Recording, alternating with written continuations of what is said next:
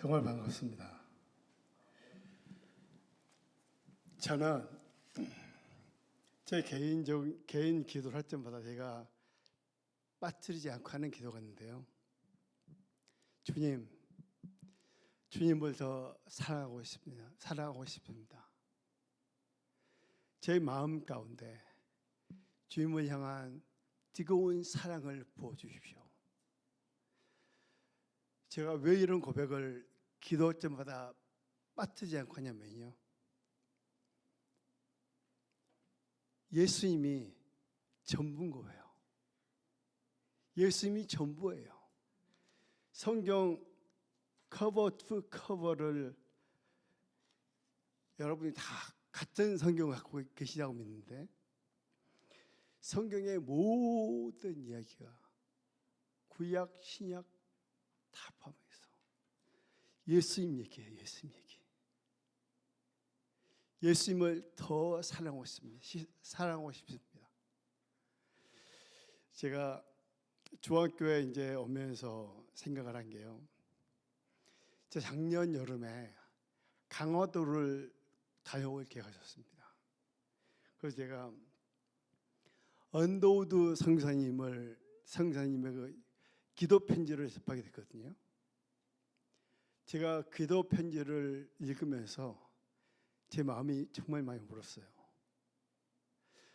중학교로 오면서 우리가 여러분이 지금 디아스포라로 이 땅에 와 있잖아요. 저는 영국에 있지만 여러분 미국 땅에 있는 거예요. 우리가 지금 이 시대에 이곳에서 자유를 누리면서 하나님을 예배할 수 있는 이유, 그거를 우리가 역사 속에서 생각하지 않는다면 우리의 미래는 굉장히 어두울 거예요. 제가 이 언더우드 성사님을 접하면서 이분이 또 영국 분이시다고. 영국 분. 여러분 언더우드 성사님 많이 들어보셨죠? 다 아실 거예요. 이분의 풀 네임이 호러스 그란트 언더우드입니다. 레버런드고요. 최초의 장로교 목사님입니다. 목사님이면서 성사님이세요. 이분이 1859년에 영국 런던에서 태어나셨어요. 13세가 되던 1862년에 미국으로 이주를 옵니다. 이주를 와요. 1881년에 이분이 뉴욕 대학을 졸업하고요. 1884년 조선의 최초의 선교사로 파송을 받습니다. 1885년은요 4월 2일에 부산항에 드디어 도착하게 됩니다. 제가 이걸 보면서 저는 영국에서 사역하는 선교사잖아요. 이분의 헌신과 눈물 어린 삶이 없었다면 내가 과연 지금 있을 수 있겠는가 생각이 드는 거예요. 이 선교사님은요 한국에 복음만 전해주는 것이 아니고요, 한국 근대화의 아버지라고도 불리더라고요. 그 정도로 한국이 발전하는데 어마어마한 일을 하신 분이세요. 잘 아시듯이 연세대학교의 전신인 연희 전문학교를 세우셨어요. 이분이 많은 병원도 세우시고요, 서울에 세문안교회라는 최초의 장로교회를 또 세우십니다. 이분의 업적은 일반 교회에서뿐만 아니라 일반 역사에서도 굉장히 중요한 거예요. 이분의 기도 편지를 한번 들어보시겠습니까? 지금 제가 오늘 나눌 말씀은 전혀 시작을 하지 않은 상태에서 제가 여러분에게 이 기도 편지를 들려드리고 싶은 거예요. 어떤 내용이길래 김남진 선교사가 저렇게 마음에 울었다고 할까 궁금하실 것 같으세요? 좀 읽어드리겠습니다. 이거는 1985년이면요 한국이 그 조선 조정이 쇄국 정책을 강력하게 펼 때입니다. 아예 서구와의 모든 접촉을 금지한 시점이거든요. 그 부산항에 1885년에 4월 2일 발을 디딛고 나서 고백하는 성사님의 편지를 한번 들어보십시오. 오 주여, 지금은 아무것도 보이지 않습니다. 메마르고 가난한 땅, 나무 한 그루 시원하게 자라오르지 못하고 있는 이 땅에 저희들을 옮겨와 앉히셨습니다. 그 넓고 넓은 태평양을 어떻게 건너왔는지 그 자체가 기적입니다. 주께서 붙잡아 뚝 떨어뜨려 놓으신 듯한 이곳, 지금은 아무것도 보이지 않습니다. 보이는 것은 고집스럽게 얼룩진 어둠뿐입니다. 어둠과 가난과 인습에 묶여있는 조선 사람뿐입니다. 그들이 왜 묶여있는지도, 고통이라는 것도 고통이라는 것도 모르고 있습니다. 고통인 줄 모르는 자에게 고통을 벗겨주겠다고 하면 의심하고 화부터 냅니다. 조선 사람의 마음을 도무지 알 수가 없습니다. 이 나라 조정 관리들의 속마음은 보이지도 않습니다. 가마를 타고 다니는 여자들을 영영 볼 기회가 없으면 어쩌나 합니다. 조선의 마음은 보이지 않습니다. 그리고 저희가 해야 될 일도 보이지 않습니다. 그러나 주님, 순종하겠습니다. 겸손하게 순종할 때 주께서 일을 하시고 시작하시고 그 하시는 일을 우리들의 영적인 눈이 볼 수 있는 날이 있을 줄 믿습니다. 믿음은 바라는 것들의 실상이요 보지 못하는 것들을 증거라고 하신 말씀을 따라 믿음으로 조선의 앞날을 볼 수 있게 될 줄 믿습니다. 지금은 우리가 서양 귀신, 양귀자라고 손가락질을 받고 있사오나 자신들과 우리의 영혼이 하나이며 하늘나라의 한 백성 한 자녀임을 알고 눈물로 기뻐할 날이 있음을 믿습니다. 학교도 없고 그저 경계와 의심과 멸시와 천대만이 가득한 곳이지만 이곳이 머지않아 은총의 땅이 되리라는 것을 믿습니다. 주여, 오직 제 믿음을 지켜주소서. 사나 죽으나 오직 그리스도의 영광을 위하여. 주님, 우리는 부활절날 조선 땅에 도착했습니다. 오늘 죽음의 절창을 산산히 깨뜨리시고 부활하신 주께서 이 나라 백성들을 얽어맨 결박을 끊으시고 하나님의 자녀가 누리는 빛과 자유를 허락해 주옵소서. 이게 언더우드 성사님의 순교편지예요. 지금 140년, 150년 가량 지난 시점입니다. 한 조국 대한민국 바라보십시오. 복음이 들어오고 이런 선교사님들의 헌신과 순교의 땀방울 핏방울이 열매 맺혀서 오늘날 저와 여러분이 있는 거 아니겠습니까? 이 한편의 선교편지 안에 그 당시 조선의 모습이 거의 그림처럼 여러분 떠오르지 않습니까? 산은 다 민둥산이에요. 민둥산. 나무도 자라지 않는 황폐한 땅이 전 땅이었습니다. 그 땅에 믿음의 소망을 붙잡고 그 멀고 먼 태평양을 넓고 넓은 태평양 건너서 비행기 타고 온 게 아니지 않습니까? 배를 타고 건너와서 여러분과 저의 조상에게 십자가의 복음을 증거하신 겁니다. 얼마나 감사합니까, 여러분? 이거를 잊으면 안 됩니다, 여러분. 이걸 잊으면 안 됩니다. 제가 왜 이 언더우드 성사님의 선교 편지를 나누고 싶었는지 모르겠어요. 제가 처음 나누는 거거든요. 제가 사역을 하면서 처음 나누는 건데요. 여러분에게 아마 시사하는 바가 클 거라고 생각합니다. 여러분, 우리의 삶이 얼마 안 남았어요.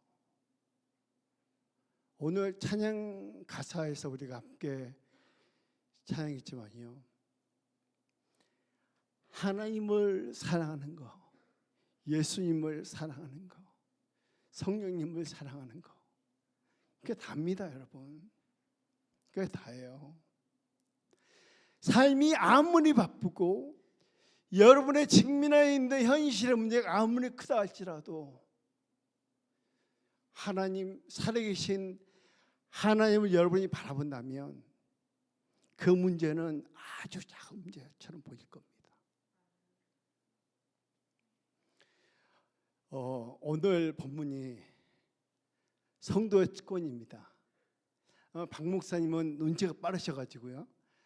김 목사님 지난번에 우리 교회 왔을 때 마태복음 6장에 예수님의 기도에 주기도문을 소개하시는데 혹시 실수한 거 아닌가요? 너무 정확하게 보신 거예요. 근데 같은 내용, 비슷한 내용을 오늘 나눌 건데요. 내용이 많이 다를 겁니다. 걱정하지 마십시오. 저는요, 굉장히 행복한 선교사입니다. 우리 어제 우리 저 위에 있는 우리 자매가 이래자매가요? 이래자매? 이래자매. 영국에서 선교사가 필요한가요? 라고 질문하는데 전 그 질문을 참 많이 받았습니다. 많이 받았어요. 제 의지로 영국에 간 것도 아니고요. 영국 교회를 제가 경험을 하면서 제가 처음 5년을 영국의 학업자 간 거예요. 갔는데 하나님께서 영국 현지 교회 사역을 여기 열어주셔가지고 영국 현지 교회의 현실을 볼 수 있었습니다. 그러면서 제가 미국 동부에 있는 고든 코넬로 공부를 하러 온 거죠. 학업하는 가운데 저에게 선교사의 뜨거운 마음을 보여주신 거예요, 하나님께서. 그래서 제가 2011년에 그때는 선교사로 다시 영국에 돌아왔습니다.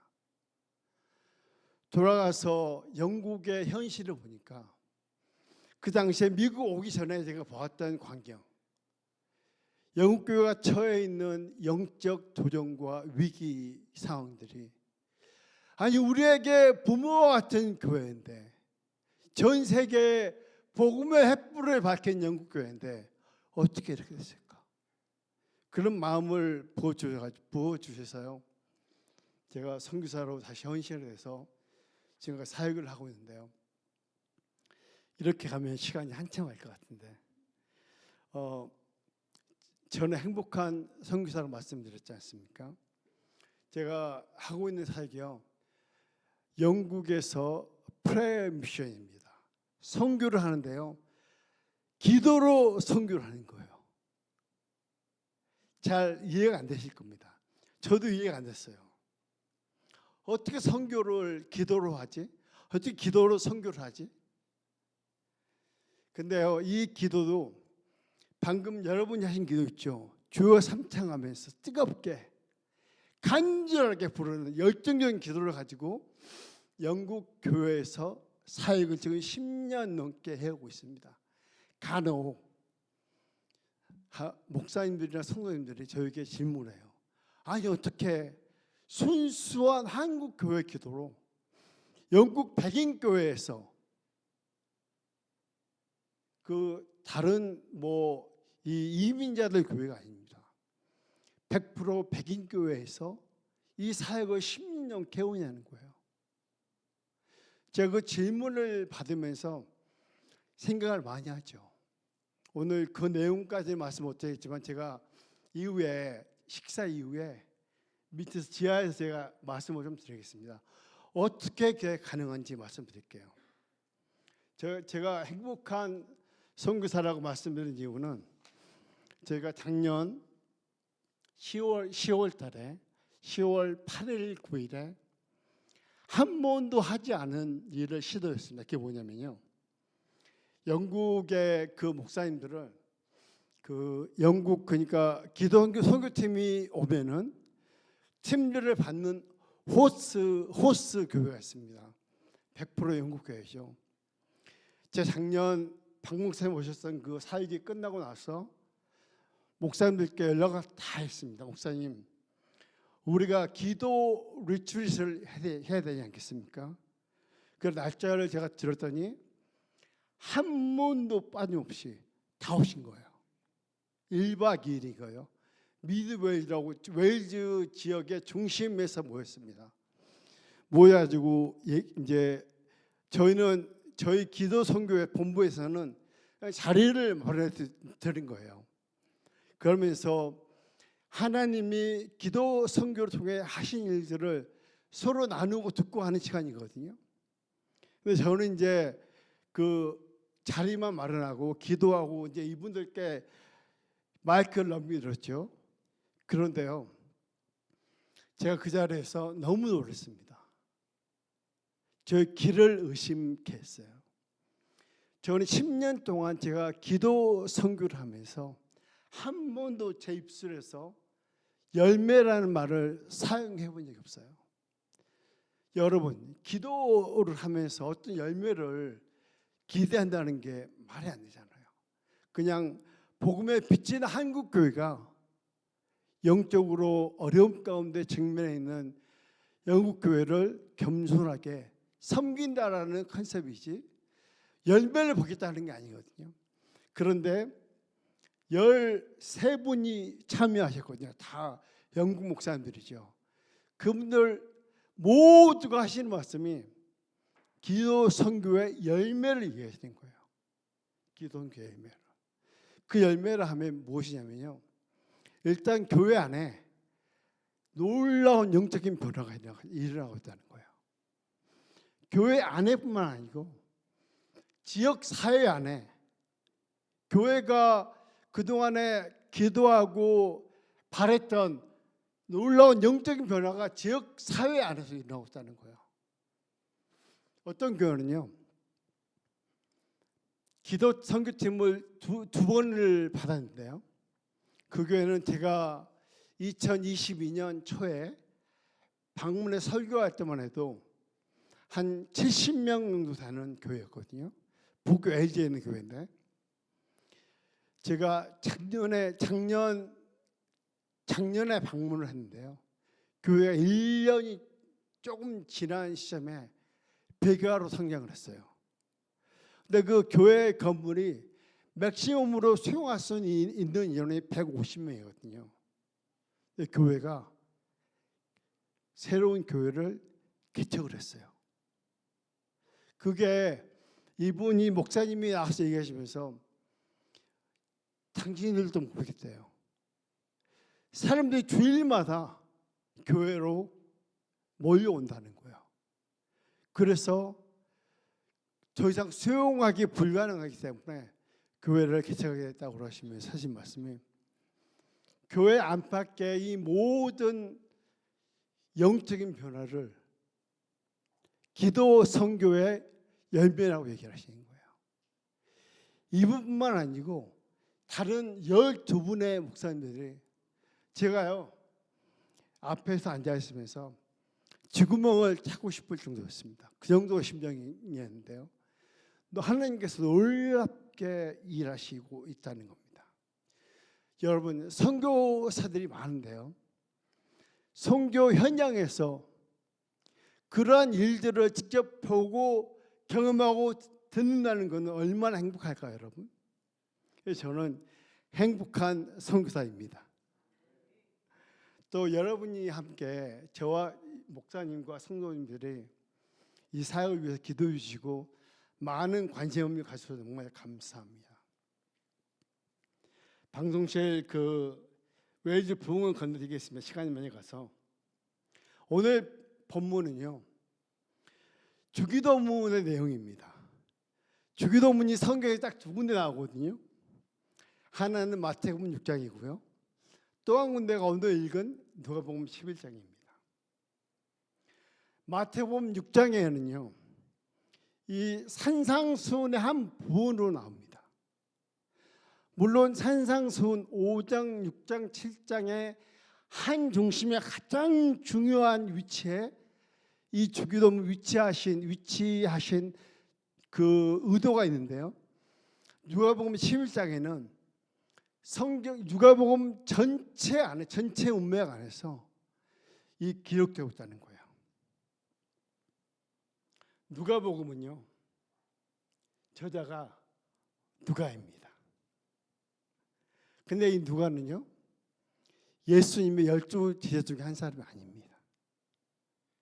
누가는 이방인인데요 누가복음과 사도행전을 지은 그 저자입니다. 바울은 이를 뭐라고 불렀냐면요 나의 사랑받는 의사요 나의 동역자라고 소개하고 있습니다. 주목할 부분이 하나 있는데요. 누가는요 사도행전에서 제자들의 모습을 유심히 쳐다봅니다. 누가는 의사였다고 그랬습니다. 사도 바울의 사역을 돕고 사도들의 행적을 볼 수 있는 위치에 있었죠. 사도 바울과 늘 함께 동역했으니까요. 그러면서 사도행전 속의 제자들의 모습을 기도하는 사람들, 성령의 사람들, 기적과 표적을 행하는 제자들, 기도에 응답하시는 성령의 역사를 직접 체험하고 있는 제자들의 모습으로 그리고 있다는 겁니다. 누가는요 의사라고 말씀하지 않습니까? 아주 예리한 관찰력과 분석력을 가진 사람이었습니다. 궁금했던 거예요. 사도행전 사도 바울을 따라다니면서 제자들의 모습을 보니까 가는 곳마다 제자들이 기도를 해요. 기도를. 이런 두 가지 질문을 합니다. 도대체 제자들이 어떻게 기도의 사람이 되었을까? 첫 번째 질문입니다. 두 번째 질문은요. 언제 어디서 누구에게 기도를 배웠을까? 누가는 이 질문을 해소하기 위해 굉장히 노력한 흔적이 보여요. 그래서요, 이 누가는 예수님 당시에 가능한 모든 자료를 다 수집합니다. 연구해요. 또 바울과 함께 예루살렘에 올라갔을 때는요, 그 당시에 그 증인들, 그 사람들을 예루살렘에 있는 사람들을 직접 인터뷰까지 합니다. 그러면서 누가의 기대는 이 많은 자료를 모아가지고 연구 분석하면서 누가는 기대했던 것이 있습니다. 분명히 제자들은 예수님이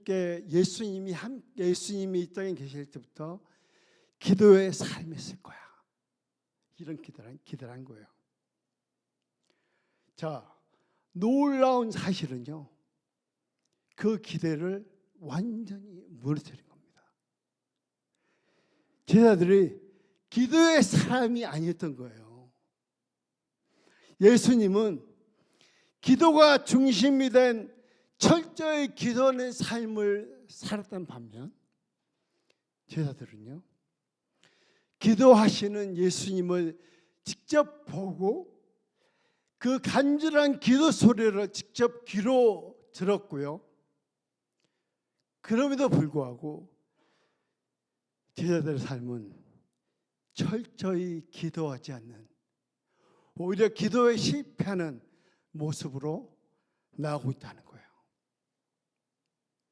결과적으로 사복음서에 여러분이 보시면은 제자들이 기도했다는 흔적이 전무합니다.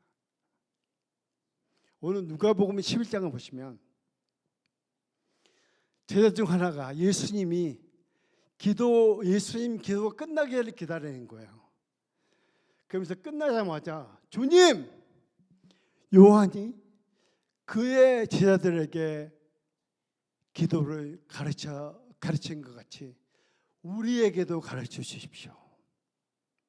여러분, 놀랄 일입니다. 어떻게 이게 가능하죠?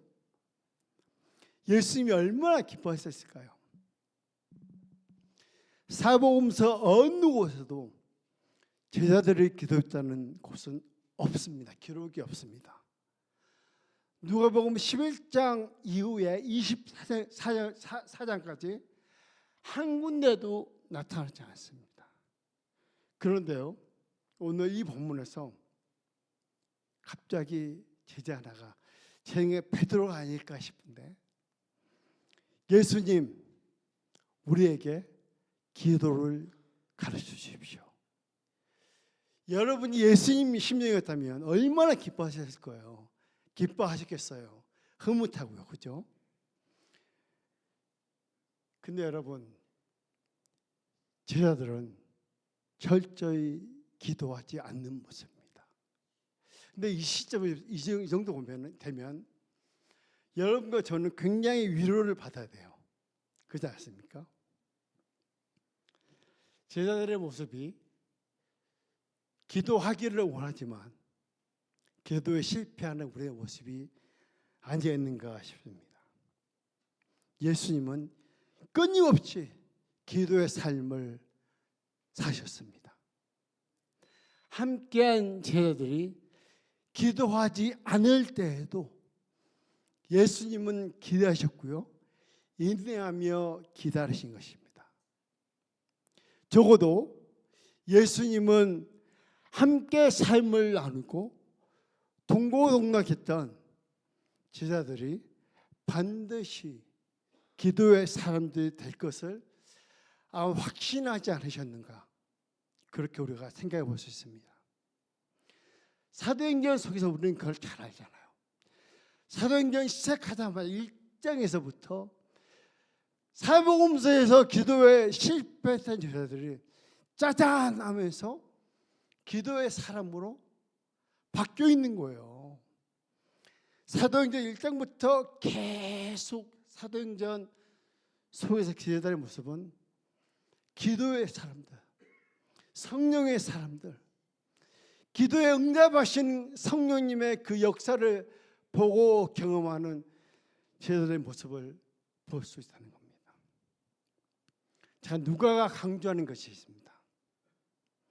예수님의 삶은 기도로 시작해서 기도로 마무리됐다는 겁니다. 기도가 중심이 된 예수님의 삶을 이해하기 위해서는요, 다시 말씀드리겠습니다. 예수님의 인격과 사역을 이해하기 위해서는 기도가 중심이 된 예수님의 삶을 이해하지 않으면 안 되는 것입니다. 자, 그렇다면 여러분,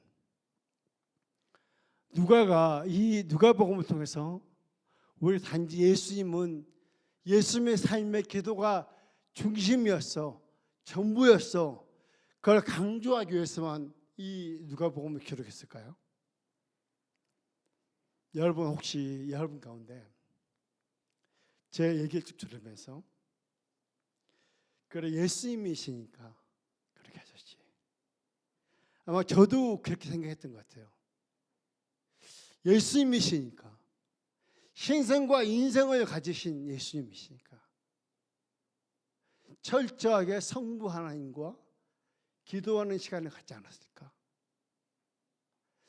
근데 누가는요, 이 누가복음에서 우리의 이런 익스큐즈를 완전히 날려버립니다. 여러분 보시면 누가복음 1장과 2장에는요 경건한 사람들이 전면에 배치되고 있습니다. 이게 지금 마태, 마가복음, 누가복음과 확연히 다른 의도를 가지고 있다는 걸 볼 수 있습니다. 보시면요 누가복음 1장 5장에는 기도하는 경건한 사람들이 기록되고 있습니다. 세례 요한의 탄생 이야기는요 기도하는 사가랴와 엘리자벳에게 주신 하나님의 기도의 응답으로 나타나고요. 사가랴가 지성소에 기도하며 기도로 상징하는 분향을 올려드릴 때 온 백성은 성전 밖에서 기도하고 있다고 나옵니다. 태어난 지 40일 만에 성전에 올라가 예수님을 하나님께 드리기 위해 아기 예수를 안고 축복한 시므온이 있습니다. 시므온은 이스라엘의 구원과 위로를 기다리며 기도하는 사람으로 나타나고 있습니다. 아기 예수를 만나 축복한 84세의 과부 안나 선지자는 성전을 떠나지 않고 밤낮으로 기도하는 사람이었습니다.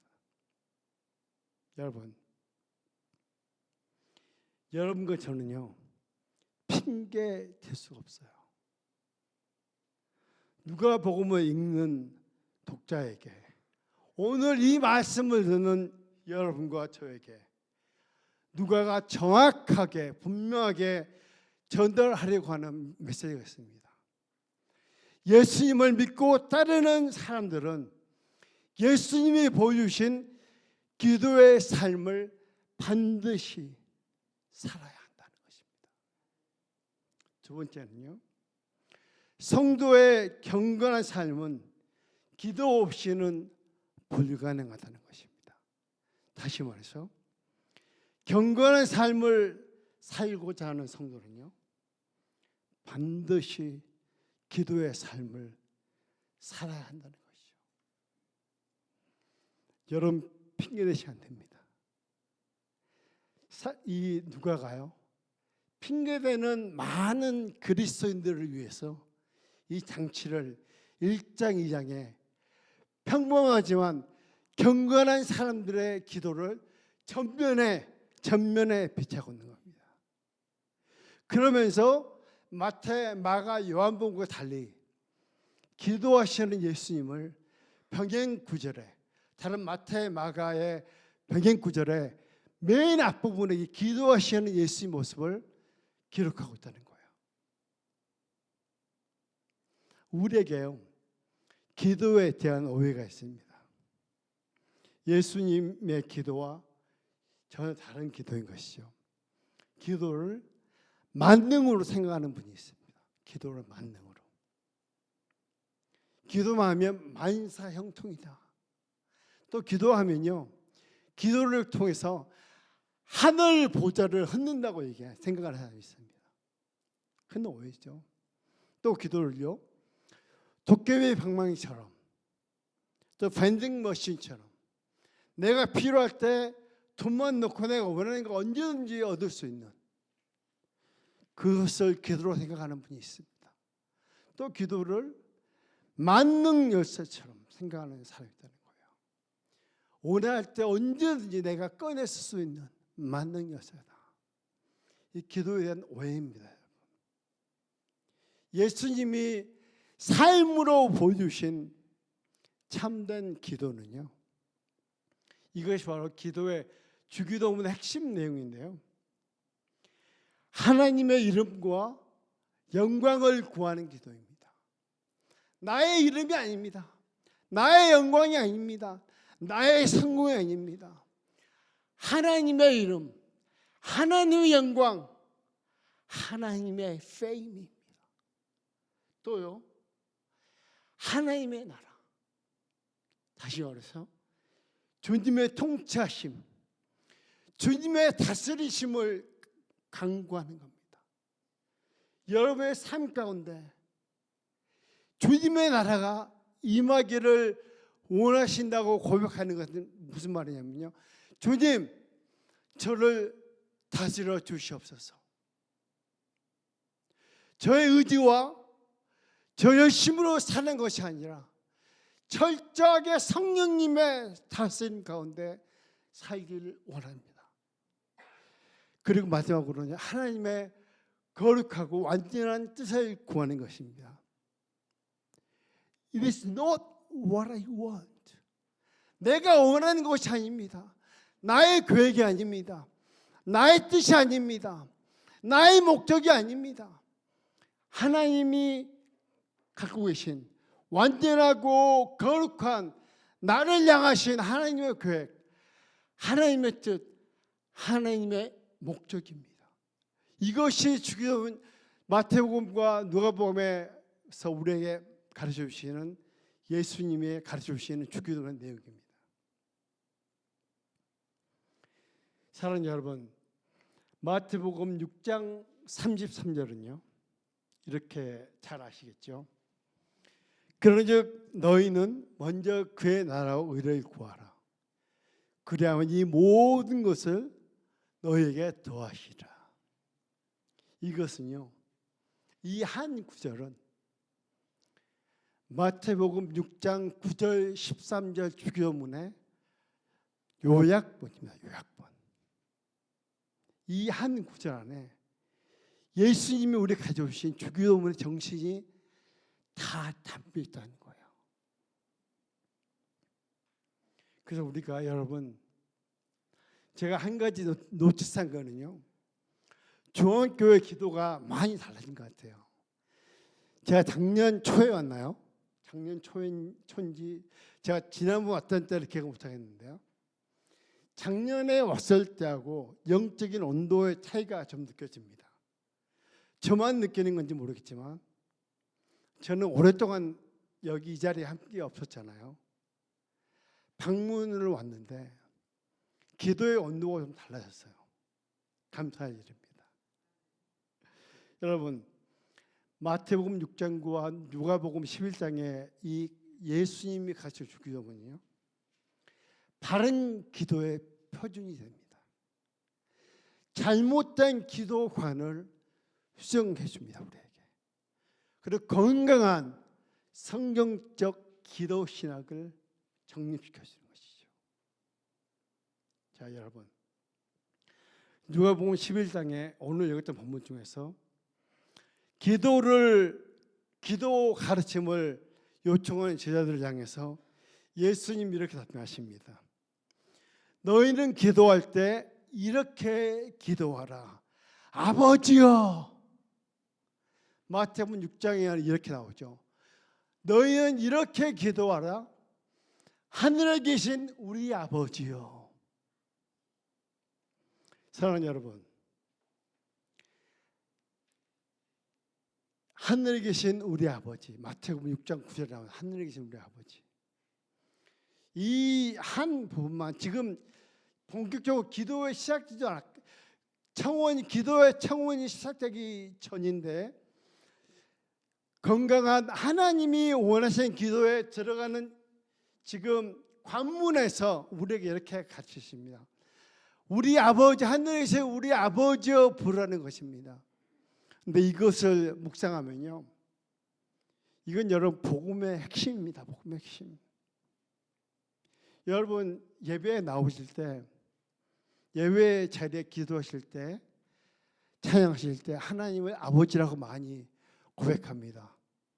절대요 가볍게 여기지 마십시오. 어떻게 인생이 창조주 하나님을 아버지라고 부를 수 있습니까, 여러분? 생각해 보십시오. 저는 영어식으로 blown away입니다. 상상할 수 없는 놀라운 일입니다, 여러분. 창조주 전능하신 하나님을 아버지라 부를 수 있는 특권과 축복이 예수 믿는 우리에게 와 있는 거예요. 할렐루야. 놀라운 것입니다, 여러분. 예수님이 우리에게 기도를 가르치실 때 하늘에 계신 우리 아버지여 고백하는 것입니다. 그 고백을 할 수 있는 사람이 하나님 앞에, 거룩하신 창조주 앞에 담대히 설 수 있는 것입니다. 그분의 임재 앞에 설 수 있는 유일한 이유 한 가지, 예수 그리스도를 믿는 때문입니다. 여러분. 그 믿음으로 나아가 기도할 수 있는 특권을 예수 믿는 사람에게 주신 것이죠. 이것이요 성도의 특권입니다. 여러분. 마태복음의 하늘에 계신이라는 것은요 장소적인 개념이 아닙니다. 우주적인 창조의 하나님을 말합니다. 전능하신 하나님을 말하고 있다는 것이죠.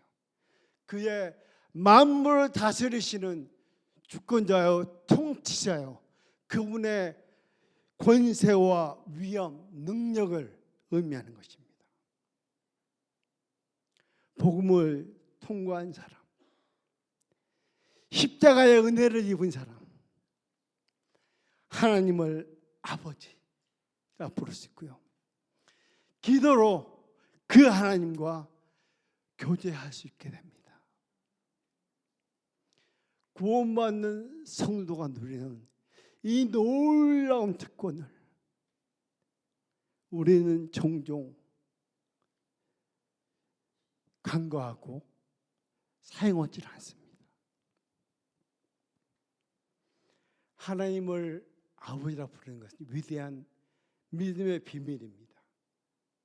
아버지는요, 하늘 아버지는 우리의 모든 필요를 다 아시는 분이세요. 마태복음 6장 7절 8절을 보면요, 또 기도할 때 이방인과 같이 중언부언하지 말라. 그들은 말을 많이 하여야 저릴 줄 생각하느니라. 그러므로 그들을 범하지 말라. 구하기 전에 너희에게 있어야 할 것을 너희 하나님 너희 아버지께서 아시느니라. 지금 이 말씀, 이 구절은요, 지금 주기도문 바로 전에 나오는 구절입니다. 다음 성경 구절을 보시면 마태복음 31장 32절, 6장 31, 32절입니다. 다 같이 한번 읽어볼까요? 시작. 그러므로 염려하여 이르기를 무엇을 먹을까, 무엇을 마실까, 무엇을 입을까 하지 말라. 여기는 다 이방인이 구하는 것이라. 너희 하늘 아버지께서 이 모든 것이 너에게 있어야 할 줄을 아시느니라. 여러분, 이 말씀을 누가 하신 줄 아세요? 하나님이신 예수님이 친히 하신 말씀이세요. 하나님이 우리에게 약속하신 말씀이라는 겁니다. 어떻게 이 말씀을 우리가 쉽게 가볍게 여길 수 있겠습니까, 여러분? 그래서 예수님이 주기도문 이하에 마태복음 6장 19절로 43절까지 이것을 우리가 일용할 양식을 확대 설교한 내용이라고 얘기하거든요. 그 안에 염려하지 말라 3번이 나옵니다. 3번 염려하지 말라. 여러분 가운데 염려하신 분이 있습니까? 어떠한 문제가 됐다 할지라도 염려하신 분이 있습니까? 예수님께서 우리에게 주시는 치료책 레미디는요, 염려하지 말라는 겁니다. 왜 염려하지 않았습니까? 어떨 때 염려하지 않았습니까? 전적으로 하나님을 신뢰하며 의지할 때입니다. 그걸 우리에게 요구하시는 거예요. 한 다리와 양 다리를 세상과 하나님께 놓을 수가 없습니다. 신앙에는요 그레이 그라운드가 없습니다. 중간지대가 없습니다. 철저하게 우리에게 요구하시는 것은 하나님을 전적으로 신뢰하라는 것입니다. 여러분 혹시 염려하시는 분 계십니까? 여러분 염려의 제목이 무엇입니까? 염려하고 계시다면 여러분들은 하나님 앞에 정직하게 영적으로 발가벗은 모습으로 서서 하나님의 공의와 자비를 구해야 됩니다. 아버지가 다 하시는지 않습니까? 아버지가 다 하신대요. 두 번째, 아버지는요, 하늘 아버지는 자녀들에게 좋은 것을 주시는 분이십니다. 마태복음 7장 9절 11절 말씀입니다. 다 같이 한번 읽어볼까요? 시작. 너희 중에 누가 아들이 떡을 달라 하면 돌을 주며 생선을 달라 하면 뱀을 줄 사람이 있느냐?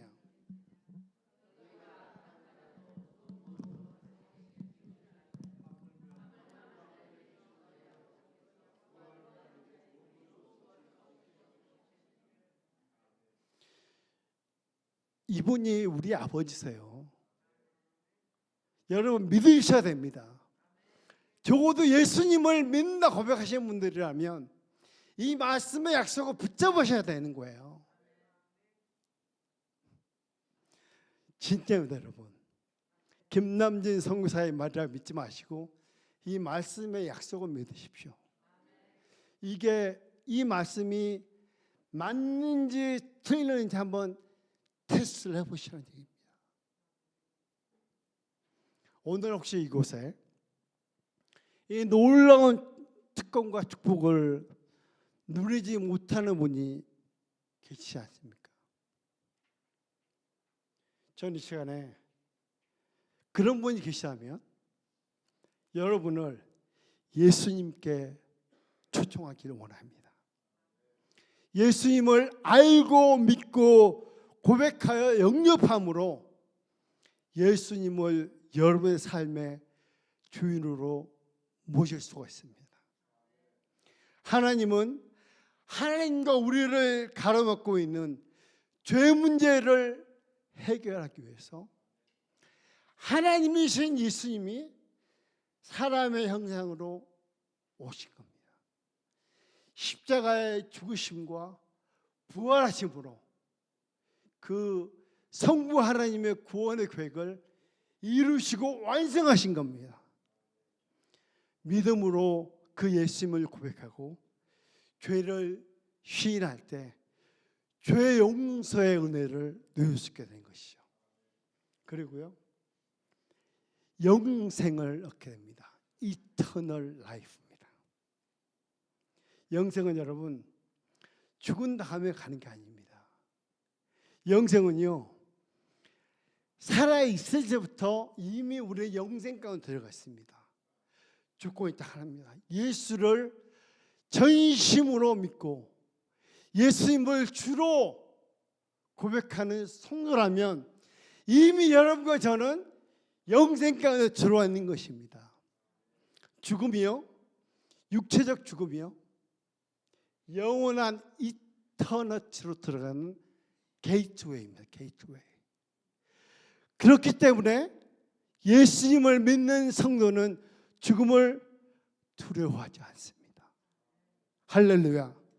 이것이 복음을 가진 자의 능력입니다. 능력. 부활의 소망을 가진 성도의 능력인 줄 믿습니다. 할렐루야. 저는 오늘 그렇게 예수님을 고백하신다면 여러분들은 우리와 같이 하나님을, 창조주 하나님을 아버지라 부르게 되는 것이죠. 사람이 도저히 해결할 수 없는 죄 문제를 해결하신 예수님은 여러분이 어떤 상황과 형편에 있든지 간에 아버지, 아버지 부르고 나아가면요, 반드시 해결해 주십니다. 이미 예수님을 믿고 고백하는 성도님들, 우리에게요, 기도는 결코 옵션이 아닙니다. 옵션이 될 수 없습니다. 성도에게 기도는 필수입니다. 필수. 기도의 특권을 사용하시기 바랍니다. 이 기도의 축복을 누리시기 바랍니다. 하나님을 아버지, 아버지 부르며 나아갈 수 있는 이 놀라운 축복과 특권을 사용하시기 바랍니다. 여러분, 기도할 수 있는데 왜 걱정하세요? 기도할 수 있는데 왜 염려하십니까? 왜 걱정하십니까? 왜 근심하십니까? 전능하신 하나님께 나아갈 수 있는 어마어마한 축복과 특권을 가지고 있는데, 여러분, 이 은혜의 축복을 사용하시기 바랍니다. 개인적으로는요, 제가 아버지, 아버지 부르며 기도할 때, 전 제가 알고 있는 하나님을 아는 지식을 제가 계속 묵상을 합니다. 하나님을 아버지라고 부르는데요, 아까 말씀드린 것처럼 이건 복음이에요. 복음. 복음을 통과한 사람만이 하나님을 아버지라고 부르었거든요. 야, 어떻게 예수님 당시에 바리새인들, 서기관들, 유대의 정교 지도자들도 바로 그 앞에 대화하고 있는 예수님을 깨닫지 못하고 알지 못했는데 2000년이 넘는 시간 그 갭 속에서 어떻게 내가 이 예수님을 나의 하나님, 나의 구주로 고백하며 영생의 소망을 붙들고 있는가? 여러분, 기적입니다. 기적.